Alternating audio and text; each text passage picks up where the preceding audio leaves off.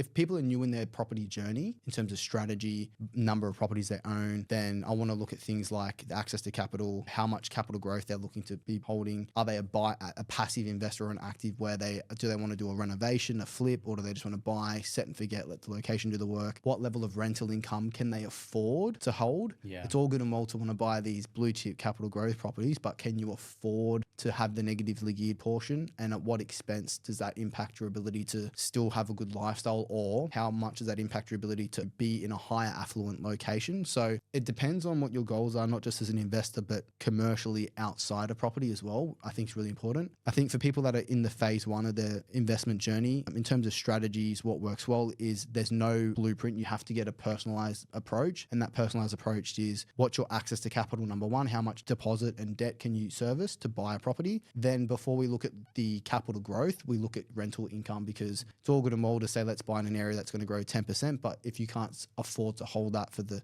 long term, then it's irrelevant. So I look at the rental yield, then I look at the capital growth, and I want to maximize the capital growth for our passive investors based on the land and the natural performance of the region. Or if you're an active investor, well, then we're looking at a property that we can potentially flip or add value to.